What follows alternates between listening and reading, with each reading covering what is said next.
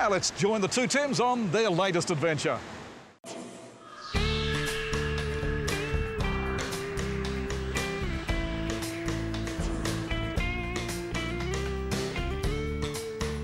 Well, it's hard to believe that we're just 45 minutes south of the Sydney CBD, standing on the second oldest national park in the world. But what lies to our south is 140 kilometres of spectacular scenery, quaint seaside villages, pristine beaches and hair-raising adventures, all spread along one of Australia's most amazing coastal drives. However, we're particularly excited about this journey because this time we're doing it in style.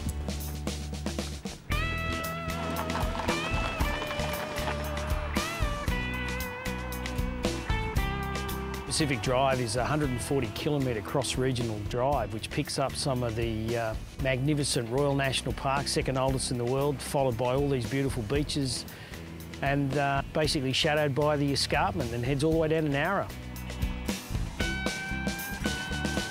A drive through the national park is certainly rewarding, with kilometres and kilometres of scenic road just waiting to be discovered. However, if it's adventure you're after, then we found just the thing. Run.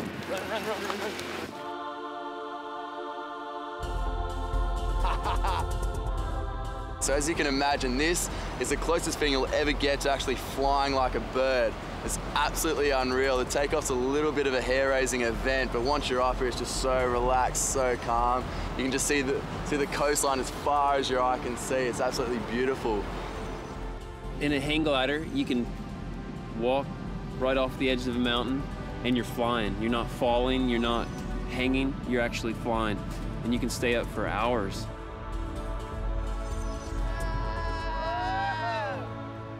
What's amazing, Tim, is we don't actually even need wind to hang glide. Inland, quite often, we'll run off a mountain, no wind, glide down, glide, get low, maybe 100 meters low, and then catch a thermal, circle up in that thermal like the birds, and take that thermal maybe from 100 meters to 5,000 meters, and just keep going and going. It's called cross-country flying. The best thing I love showing people up here is it's just how peaceful it is. If you want to fly it, you can fly it. And they're always blown away at actually how cool it is, because they're kind of thinking about it. They're not really sure. And then after they do it, they're so thankful that they just went ahead and just did it right then and there. Every flight's different. You never get bored with it. It's just flying to me. It's like my dreams.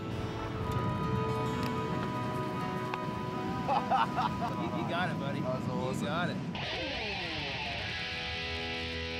Let's face it, in the back of everyone's minds is a burning desire to one day ride a Harley Davidson motorbike. There's something about the thud of the engine, the wide open roads and the wind on your face. So while we're in the region, we'd be stupid to pass off an opportunity to be a bikie for a day. Right, boys, we are now going for a ride.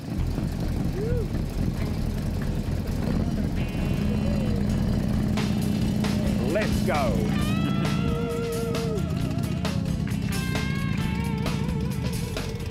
Today we're going to travel down through the national park. The road is very twisty and windy. It's covered a lot of overhanging trees, so it's an area where you've got to have your wits about you when you're riding through it, but it's so spectacular to see. We use Harley Davidsons. The one I'm sitting on at the moment is a 2003 Electric Glide Ultra Classic with a sidecar on it. My other bike over here is a 1991 Softail with a trike body on it. I can do up to 40 bikes at a time. I call it a sensory experience. You get on a motorbike, you're out in the open, you feel it, you taste it, you hear it. It's just being close to nature with it. You smell the salt air, you see the escarpment to your right-hand side, you've got the ocean on the left-hand side. It's just a spectacular bit of area to travel through.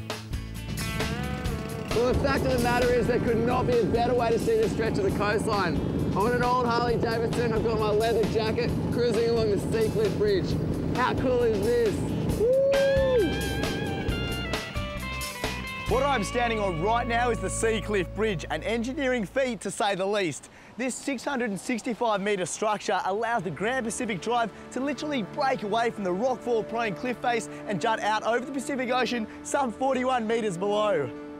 The Sea Cliff Bridge certainly is an awe-inspiring structure whichever way you look at it. You can drive it, you can ride it, and there's even a safe walking track all the way along it. At a cost of $49 million, this bridge now provides a safe link between Stanwell Park and the Royal National Park and the coastal villages all the way to Wollongong.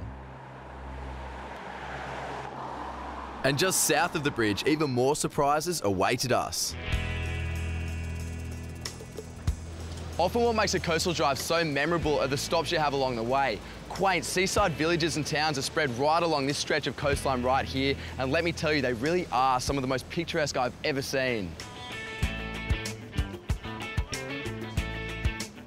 This one here is called Ostermere. It's flanked by the magnificent green mountains of the Illawarra Escarpment on one side, a pristine pool and a beautiful beach on the other. There are some great cafes around too, so grab yourself a gelato and have a stroll around.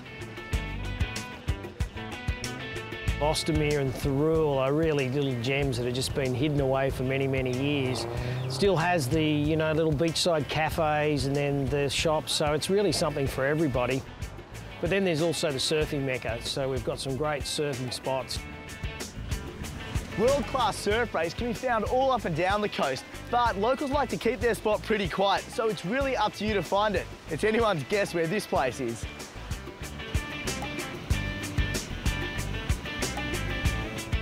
It just breeds heaps of good young surfers here because there's great waves and not many people. It's like pure, just all these hills, just surfing near cliffs and stuff. It's just awesome, eh? Like just here, such a backdrop for it. You just sit there and just cruise the whole time. While the surf continued to pump all day, it was time for us to jump back in our beloved vehicle and head south to the cosmopolitan hub of the South Coast. Wollongong's the 9th largest city in Australia, and Wollongong's home to 190,000 residents. The beautiful Belmore Basin and harbour built by convicts and home to our 2 magnificent lighthouses, something that's unique on the east coast of Australia.